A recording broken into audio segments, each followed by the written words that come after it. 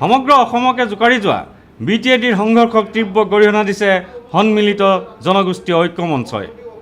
লগতে তেওঁলোকে চৰকাৰক উপযুক্ত ব্যৱস্থা গ্ৰহণ কৰিবলৈ দাবী জনাইছে।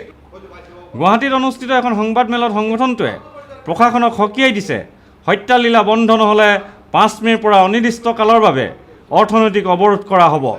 BTADৰ বড়ো নেতৃত্বক ঘটনাৰ বাবে পৰোক্ষভাৱে জগৰীয়া কৰাৰ লগতে সংগঠনটোৱে তৰুণ গগৈ চৰকাৰে ঘটনা সম্পৰ্কে বিশেষ ব্যৱস্থা লোৱা নাই বুলিও অভিযোগ কৰে।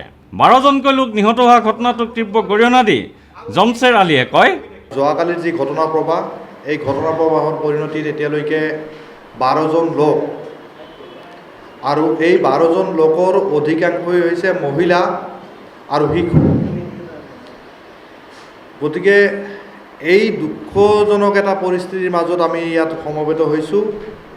আমি এই ঘটনাক তীব্ৰভাৱে গৰিহণা দিছোঁ আৰু এই বিষয়টো সম্পূৰ্ণভাৱে চৰকাৰী প্ৰশাসন যন্ত্ৰৰ নিষ্ক্ৰিয়তাৰ পৰিণতি, সেই কথাটো আমি দ্ব্যৰ্থহীন ভাষাত ক'ব বিচাৰিছোঁ।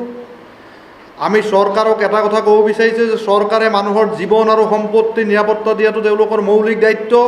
সেই দায়িত্ব তেওঁলোকে পালন কৰক, আৰু এই দায়িত্ব যদি পালন কৰিব নোৱাৰে তেনেহ'লে এখন চৰকাৰৰ ক্ষমতাত থকাৰ কোনো নৈতিক অধিকাৰ নাই।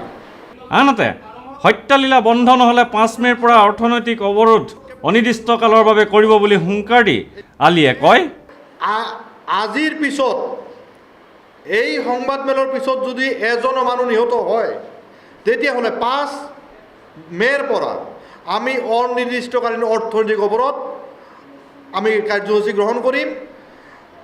শ্ৰীৰামপুৰৰ পৰা বক্সিৰহাট গেটলৈকে কোনো এটা গেটেৰে এটা বস্তু উত্তৰ পূৰ্বাঞ্চলত প্ৰৱেশ কৰিব নোৱাৰিব, সেই অৱস্থা এটাৰ সৃষ্টি হ'ব। আমি আজি 2 তাৰিখ আৰু 2টা দিন অপেক্ষা কৰিব বিচাৰিছোঁ যে এজন মানুহ যাতে হত্যা নহয়, এজন মানুহকো যাতে হত্যা নকৰে, নহ'লে কিন্তু এই কাৰ্যসূচী গ্ৰহণ কৰা হ'ব। আৰু কাৰ্যসূচী গ্ৰহণ কৰিলে এটা বিষম পৰিস্থিতিৰ সৃষ্টি হ'ব। ইয়াৰ কাৰণে চৰকাৰে জগৰীয়া হ'ব লাগিব, আৰু এই কাৰ্যসূচী শান্তিপূৰ্ণভাৱে, যদি আৰু এজন লোকক হত্যা কৰা হয় তেনেহ'লে এই কাৰ্যসূচী শান্তিপূৰ্ণভাৱে পালন কৰাৰ ক্ষেত্ৰত সকলো জাতি জনগোষ্ঠীৰ লোকৰ আমি সহযোগিতা কামনা কৰিছোঁ। ভিডিঅ' জাৰ্নেলিষ্ট সুশান্ত দাসৰ সৈতে অমৰদীপ গগৈ, চেণ্টিনেল নিউজ, গুৱাহাটী।